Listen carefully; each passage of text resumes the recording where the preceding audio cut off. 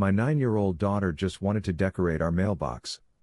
But what happened next left her with a broken arm and me with one mission: make Karen regret everything. And what she didn't know? I'm a federal agent trained to take down people just like her. This isn't just another HOA story, this is war. So if you love stories where karma hits hard and justice shows up in plain clothes, stick around, because this one ends with handcuffs and headlines. Her scream was the kind that stops time. I'll never forget it.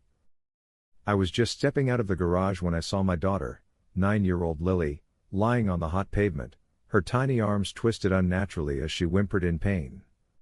Karen, the HOA board president, stood over her with a crazed look, still clutching the metal pole she had used to strike her. I warned her not to touch that mailbox. Karen barked, looking at me like I was the problem. My breath left my body. I ran to Lily, who was barely conscious. Her left arm was swollen, bent the wrong way. Her wheelchair had tipped sideways in the gravel beside her. I knelt beside her, brushing her curls from her tear-streaked face. "Daddy. It hurts." Karen started to back away, realizing maybe, just maybe, she'd gone too far. That was her second mistake. Her first was laying hands on my child. Her third? Not realizing who I am. She had no idea I'm a federal agent, and the moment I stood up, she was already too deep to crawl out. But before I tell you what happened next, you need to understand how we got here. It all started a few weeks ago when we moved into Sycamore Creek, a neighborhood tucked just outside of Arlington.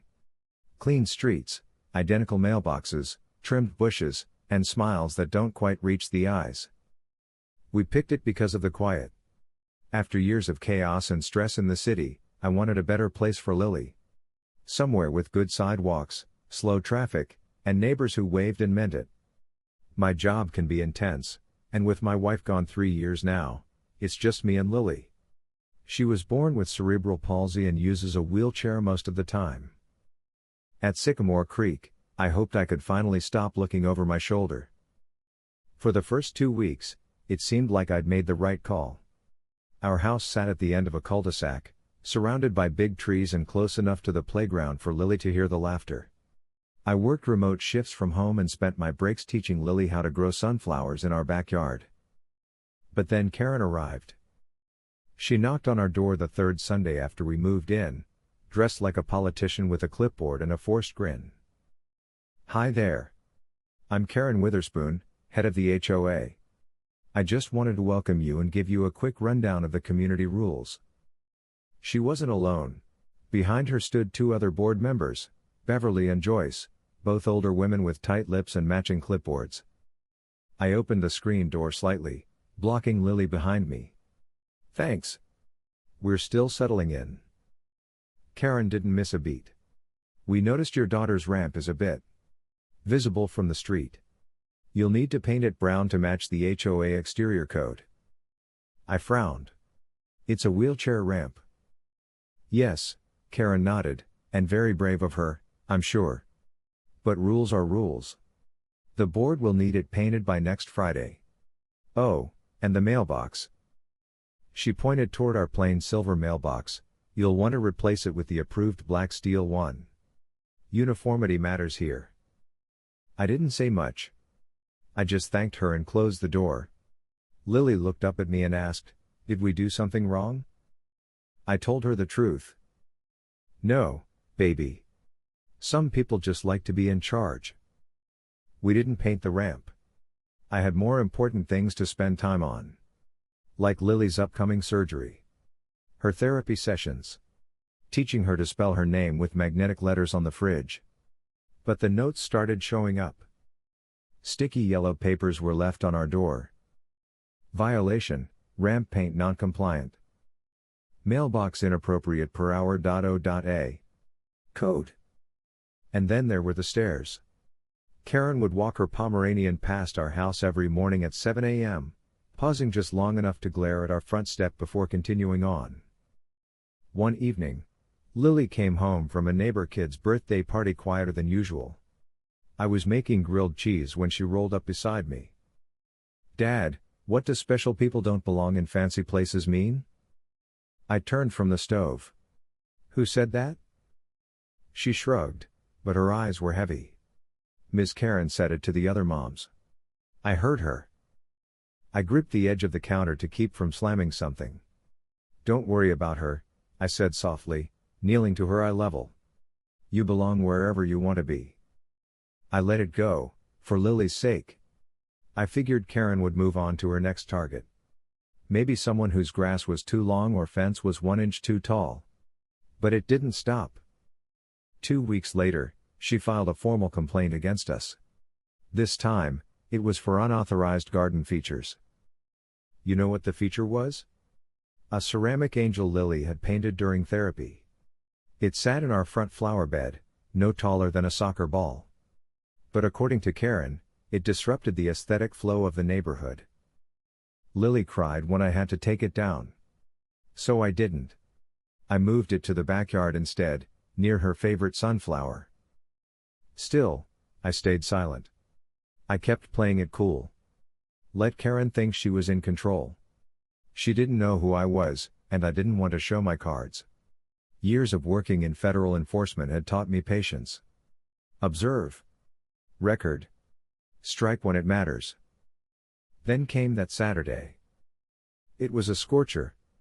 Lily had asked if she could decorate the mailbox with rainbow stickers to make it less boring.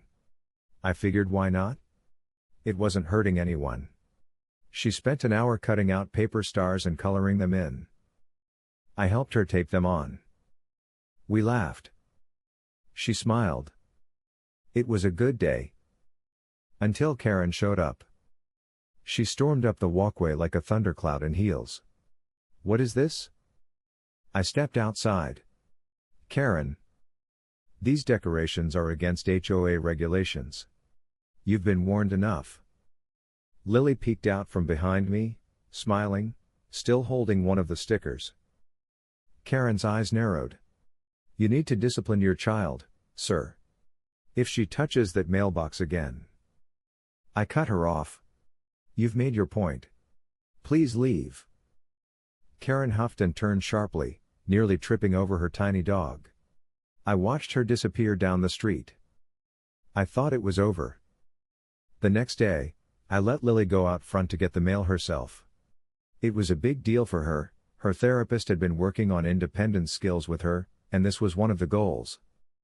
She rolled down the ramp, careful and slow, sunlight bouncing off her curls.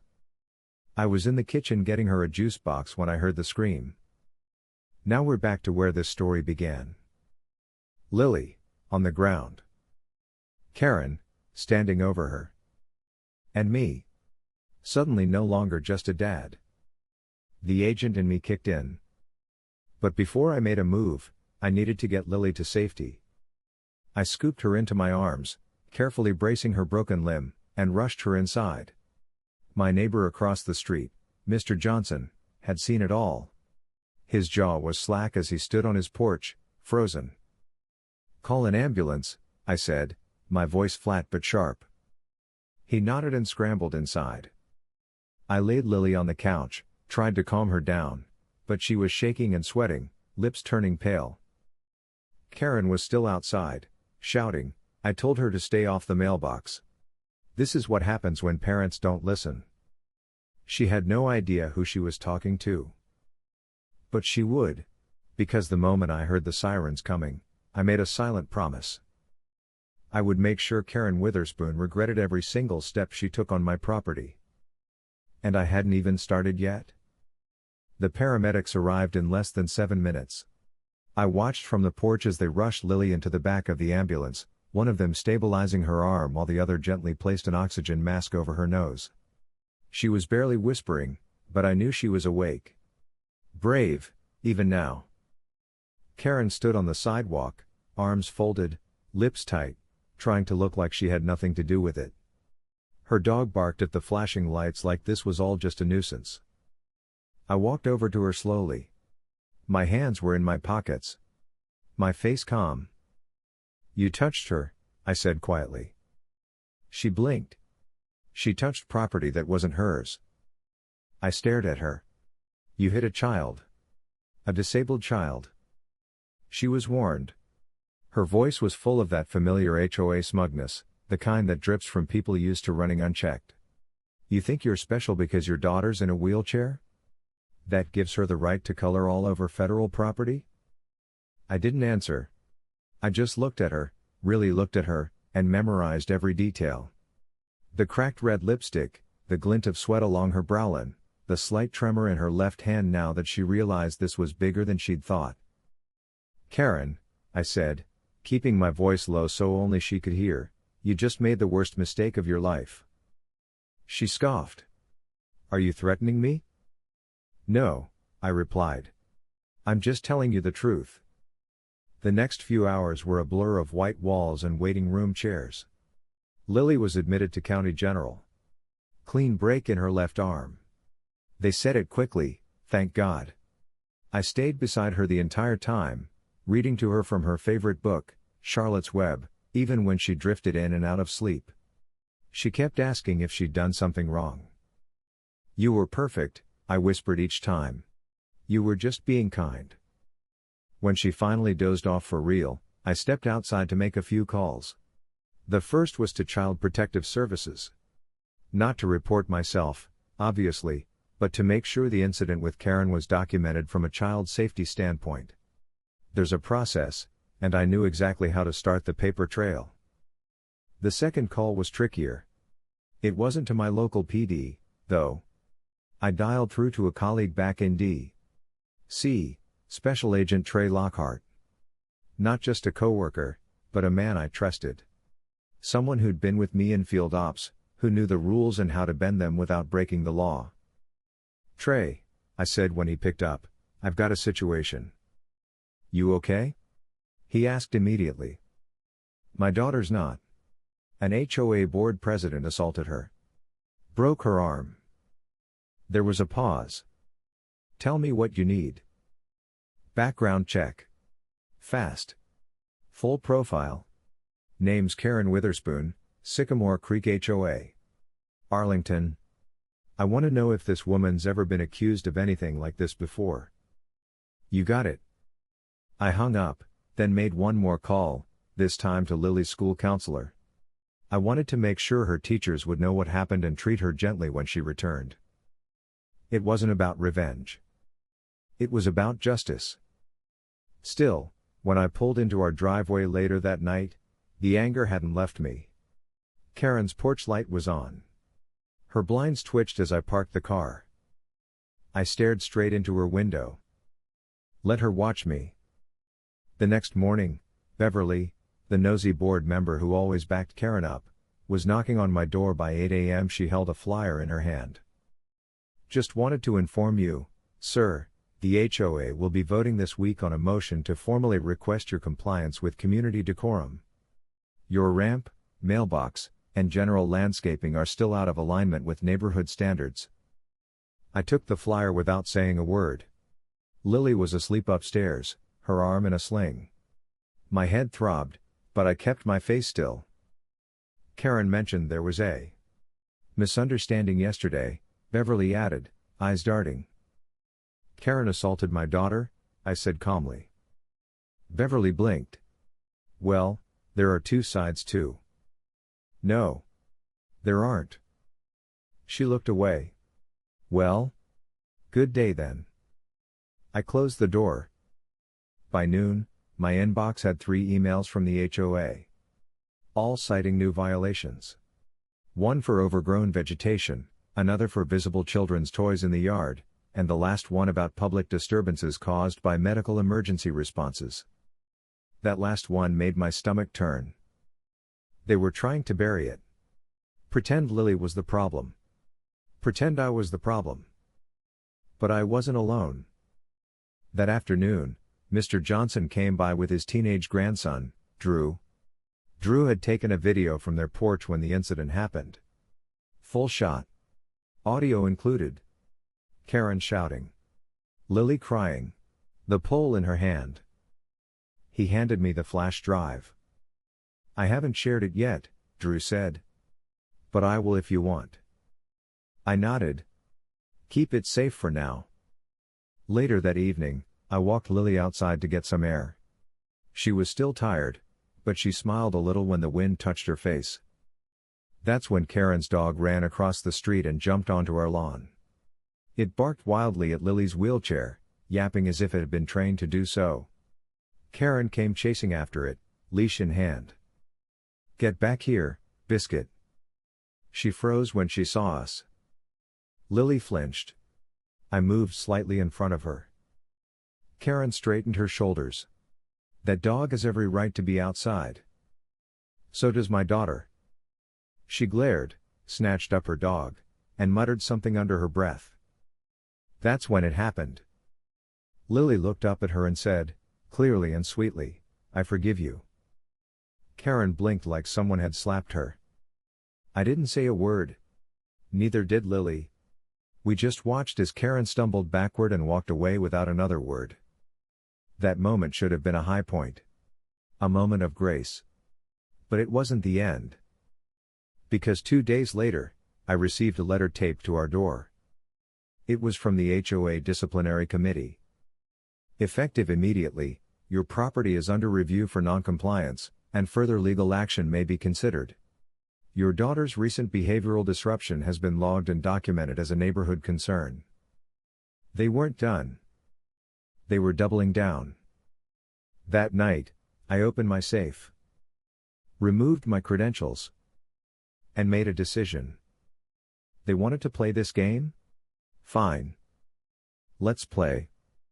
And that's when the next strike hit us, just as I was suiting up. Our power was cut. No warning. No explanation. Lily's medical equipment beeped furiously. And somewhere across the street, I saw Karen's window glow brighter. She was watching. And she was smiling. I moved on instinct. The lights had gone out in every room. The house was dead silent except for the high-pitched alarm from Lily's breathing monitor. That machine helped her sleep through the night, low airflow assistance, nothing major, but still critical. I ran up the stairs 2 steps at a time, yanked open her bedroom door, and found her blinking in the dark. "Daddy?" "I'm here," I said quickly, pressing the override button on the machine. The battery backup kicked in.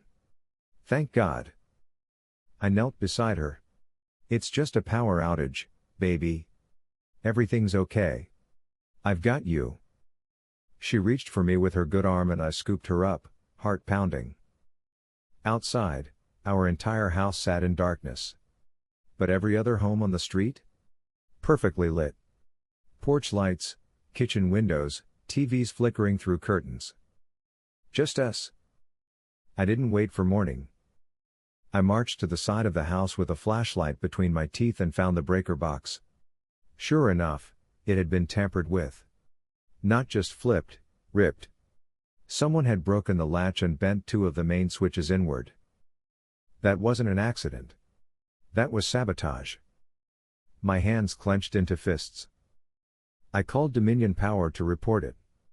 They promised to send a tech the next day. I didn't wait. The next morning, while Lily slept, I drove to a friend's garage just outside town, a quiet place where retired agents still tinkered with old skills. One of them, Pete, owed me a favor. He looked up from his workbench. "Heard you got some HOA hell brewing. Need a low-profile generator setup. Quiet. Fast install." He nodded, grabbed his gear, and we spent 2 hours wiring up a backup system that fed power to Lily's equipment and our essential appliances. By the time I got back, Karen had left another note in our mailbox. This one wasn't typed. It was handwritten. "We warned you not to cause trouble. This neighborhood has rules for a reason.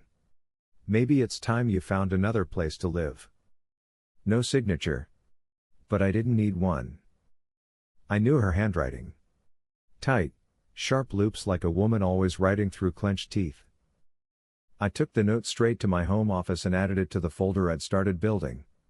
Photos of the mailbox. The ceramic angel. The damage to the ramp.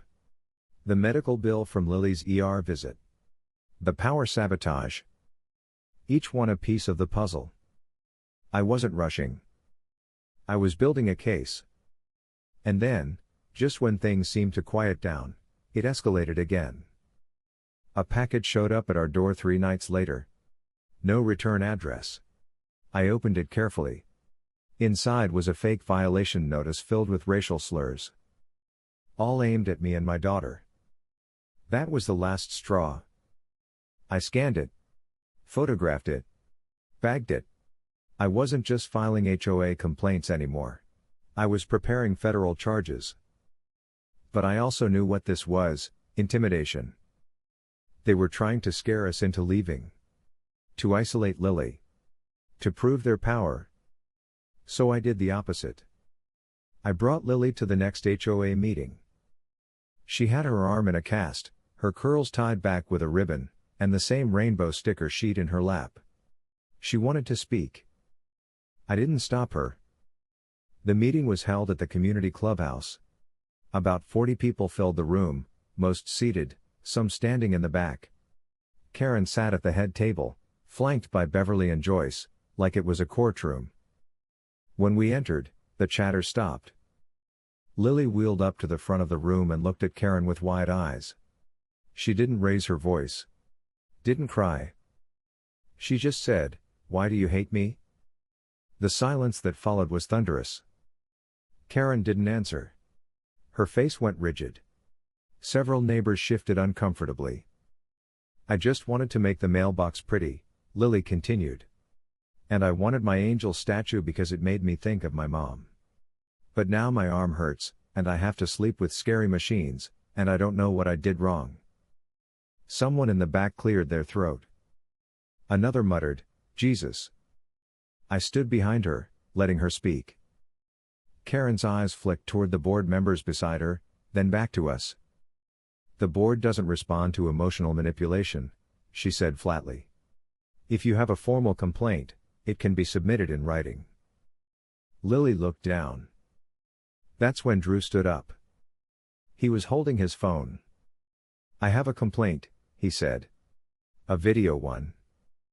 Karen's eyes widened.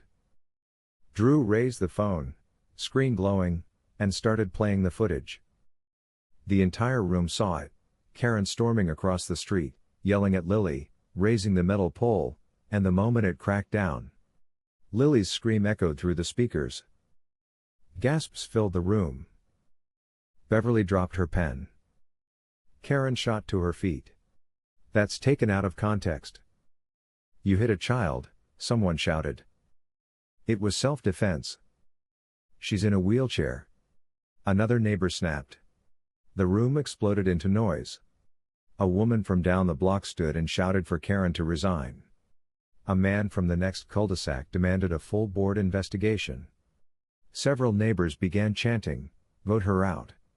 Vote her out." I didn't speak.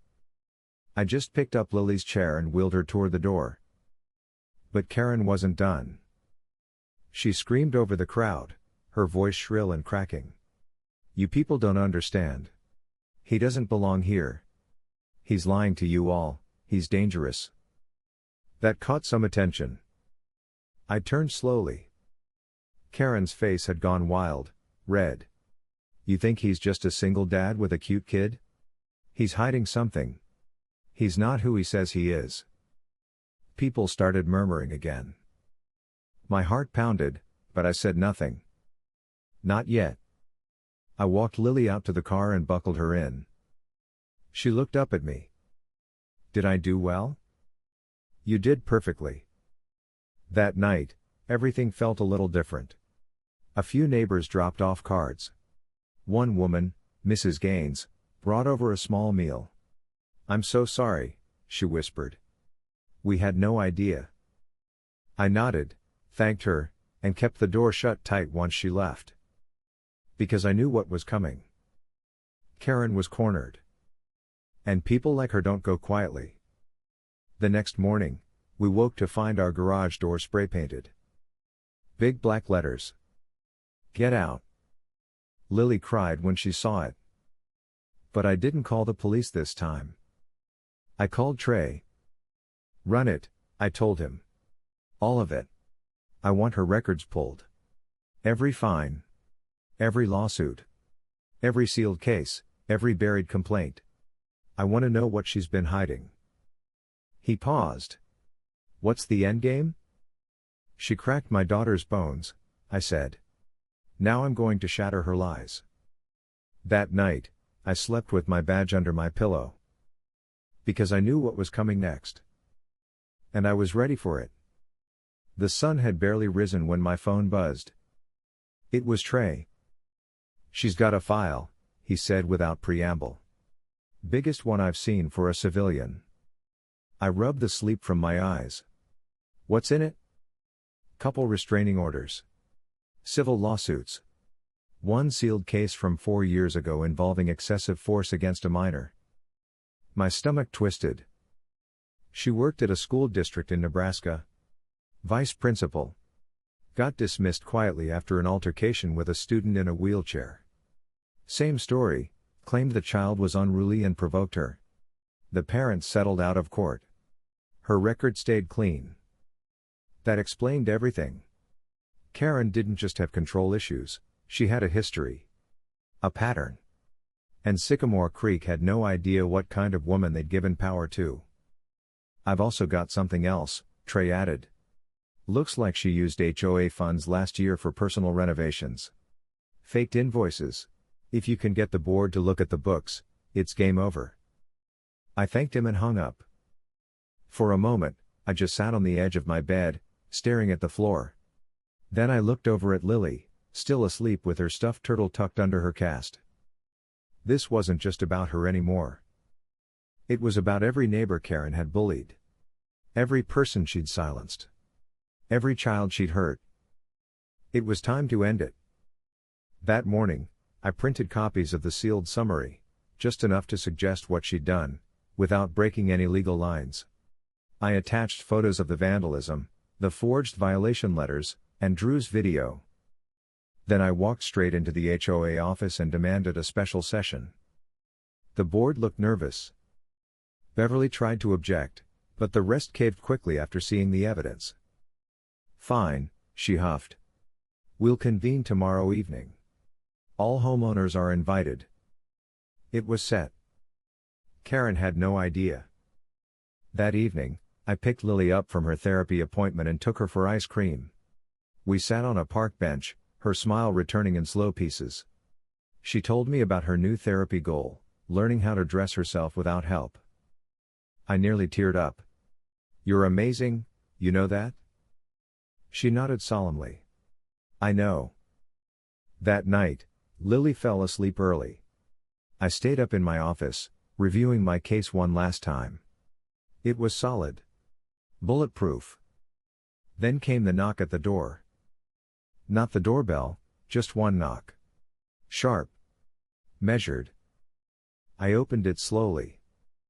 And there she was. Karen. No clipboard.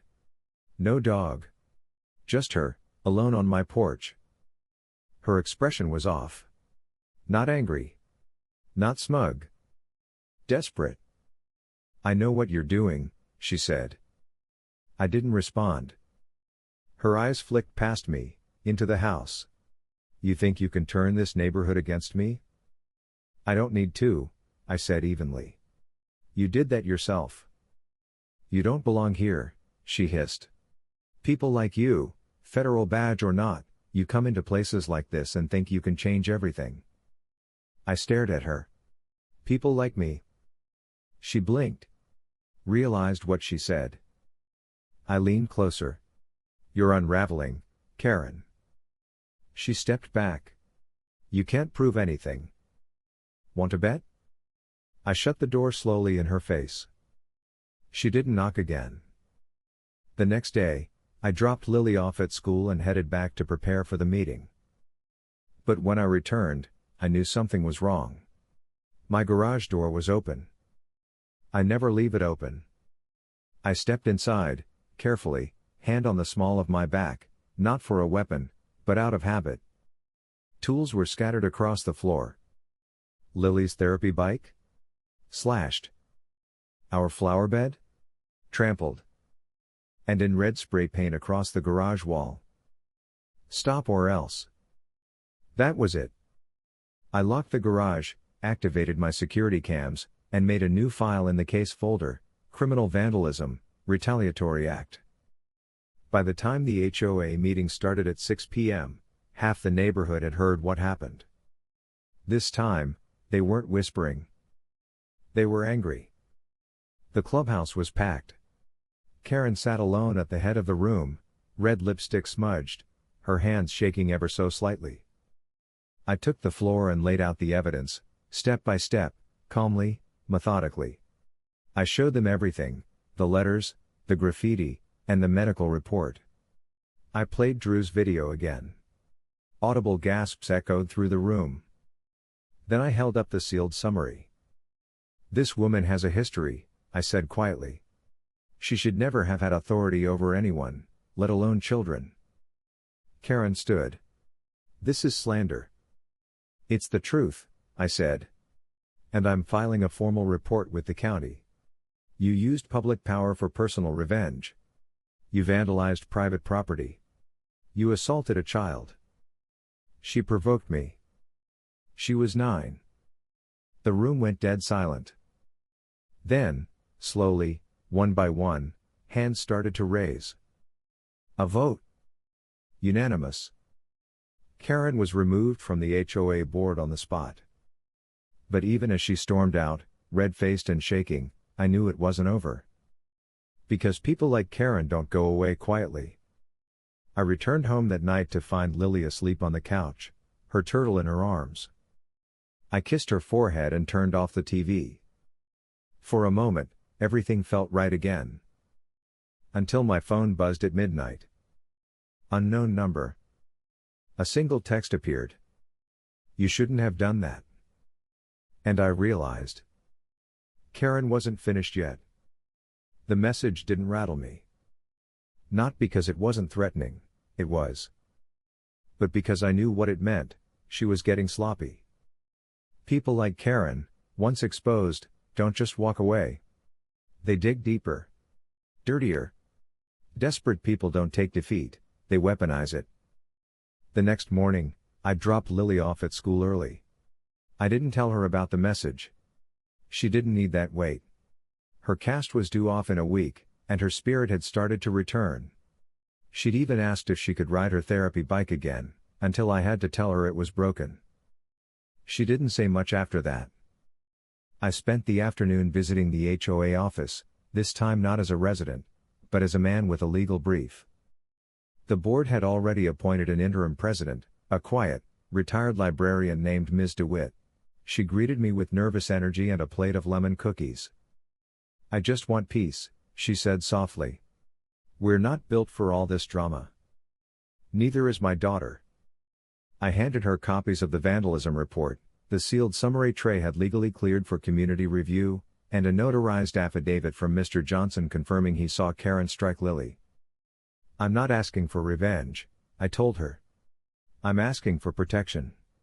For Lily. For your homeowners. This isn't just a matter of broken rules, it's a matter of public safety." She nodded and promised the board would issue a community-wide safety bulletin by the week's end. That was enough, for now. I drove back home just as the sun dipped low. The house was quiet. Peaceful. Too peaceful. I noticed it before I even stepped out of the car. The front door was open. Wide. My heart slammed against my chest. I ran inside, cleared the kitchen, the hall, and the stairs. Empty.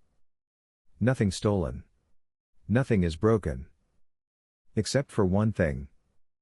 On Lily's pillow, someone had left a crumpled page torn from her coloring book. Her favorite one. The one she kept in her backpack. The page was scribbled over in thick black ink, and scrawled in red marker across the top were the words. "Keep her inside." I checked the security cams. They'd been wiped. Manually. Someone had gotten into the panel. I called the police immediately. Officers arrived within 10 minutes, but I could already feel the dance beginning. They took my statement, dusted for prints, promised increased patrols, but I knew the game. Karen had probably covered her tracks well enough. I installed new locks that night. Hardwired a backup security feed into an offline server. Set up motion alerts tied directly to my phone. Then I slept on the couch with the lights on and my badge under my pillow. Lily never knew. The next few days passed in uneasy silence. Neighbors offered awkward smiles. Drew dropped off fresh footage from his outdoor cam. No clear ID, but a blurry figure near my front porch at 2:36 a.m. 2 nights ago. Petite frame. Ponytail. Likely Karen. Still no solid proof. Then, the break came from where I least expected it. Trey called. She's been paying off someone in the city utility department. I sat up straighter. What? Cash. Small amounts. In exchange for selective power shutoffs. I found the transactions buried in her tax returns. That outage at your house? She coordinated it. I felt the air leave my lungs. This enough to arrest? Not yet. But close. You said she tampered with the breaker? Yeah. I've got photos. Can add them to the folder. Good, Trey said. We're close.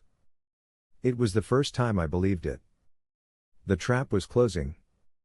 That night, I told Lily she could go back outside again, but only for a few minutes. We went to the backyard, where I'd cleared out space and bought her a brand new therapy bike. She gasped when she saw it. Is it really mine? All yours, kiddo. She threw her arms around me, cast and all. Thank you, Daddy. We were laughing together, just like old times, when a sound cut through the air. Crack. A loud snap. I turned sharply. A rock had been thrown over the fence. It landed with a heavy thunk beside Lily's wheel. Attached to it was a note. I grabbed it, unfolded it fast. Final warning. Next time, it won't be a rock. Lily stared at me, eyes wide. Daddy? I picked her up without a word and carried her inside, heart thudding in my chest. I called Trey again. I want surveillance authorization, I told him. If they won't arrest her, I'll catch her in the act. He paused. You sure you want to escalate? She escalated first. He sent me a private software link, federal grade motion detection, facial ID scanning, 24/7 cam sync. I installed everything that night. Then I sat in the dark with a cup of coffee and waited. For hours, nothing happened. Then, just after 3 a.m., my phone buzzed. Motion detected, front porch. I tapped the feed. And there she was. Karen. Hood up. Gloves on. Holding something long and thin in her hands. She reached toward the camera, then froze. Her eyes locked on the blinking red light. She backed away. Too late. The footage had her. Clear. Unmistakable. I saved the clip, copied it, and sent it to Trey. The message I sent with it? Ready for the takedown. But before Trey could even reply, I heard it. Glass shattering. From the back of the house. I ran for Lily's room. She was gone.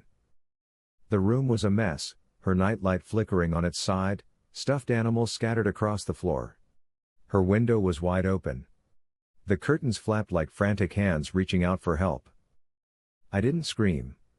I didn't panic. Years of fieldwork had trained me for this moment. I grabbed my phone and pulled up the surveillance feed from the backyard. There, barely visible in the night, was a figure dragging something small and limp through the side gate. I zoomed in. Lily's cast. Karen had taken her. I bolted out of the house barefoot, adrenaline crashing through me like a tidal wave. I didn't care about backup, I didn't care about protocol, I just ran. The neighborhood was deathly silent, the kind of eerie stillness that makes every shadow look guilty. Then I heard it. A faint whimper. From the woods beyond the retention pond, just past the HOA clubhouse. I tore through the grass and dove down the slope, branches slapping my face, my lungs burning. That's when I saw them. Karen had Lily on the ground, one hand over her mouth, the other holding a flashlight. She was digging through her bag with trembling fingers, pulling out what looked like a syringe. "What are you doing?" I shouted. She froze. So did Lily. Karen turned slowly, face pale and manic in the moonlight. She was going to ruin everything. She talks. You talk. I lose everything. You already lost everything. I took a step forward, hands raised. She backed up. You don't understand. I gave my life to this neighborhood. I followed every rule. I made people obey. And you assaulted a child. She pulled the syringe up like a knife. She won't remember a thing. I moved fast. Tackled her full force. The syringe flew from her hand, landing in the mud. Karen hit the ground with a scream, clawing and spitting, but I pinned her arms behind her back like I'd done 100 times before. Try me now, I growled into her ear, you're under citizen's arrest. Lily sobbed nearby, curled up and shivering. I left Karen gasping in the dirt and scooped my daughter into my arms. I got you, baby. I got you. 10 minutes later, red and blue lights lit up the trees. Officers rushed down the hill, weapons drawn. Karen shrieked that I was the attacker, that this was all a misunderstanding, but it didn't matter. I showed them the footage. I showed them the needle. I showed them my badge. Karen Witherspoon was cuffed on the spot, charged with kidnapping, child endangerment, trespassing, assault, and attempted battery with a controlled substance. Her screams echoed through the trees as they stuffed her into the back of the cruiser. Neighbors started pouring out of their houses, drawn by the commotion. Some were crying. Others were furious. But all of them watched in stunned silence as the woman who'd ruled their community with an iron fist was finally taken down. Lily clung to me the whole time. It took weeks for things to settle. Karen's arrest made the local news. Then the national news. The HOA was audited. Half the board resigned. Ms. DeWitt took over as interim president, promising real change. Community meetings became spaces for healing instead of threats. People brought cookies instead of complaints. Neighbors who once ignored us now knocked on our door to check in. Drew started a petition to rename the neighborhood Park Lily's Place.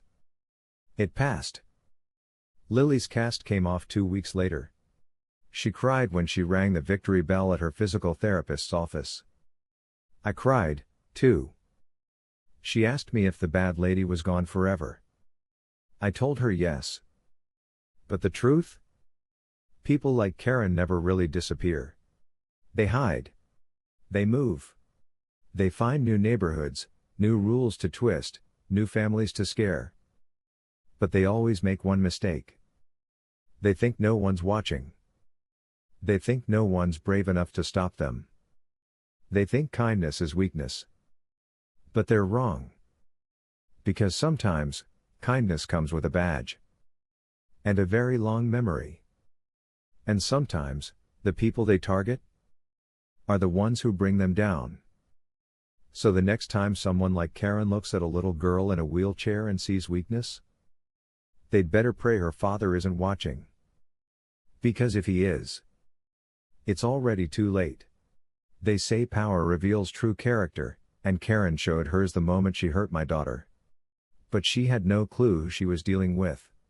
If this story hit you the way it hit me living it, do me a favor, tap that like button, drop a comment if you've ever dealt with HOA madness, and don't forget to subscribe, because these stories, they're real.